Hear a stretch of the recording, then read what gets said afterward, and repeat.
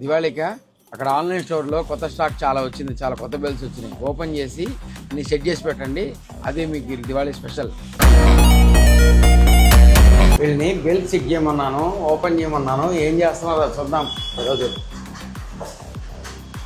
Oh my god.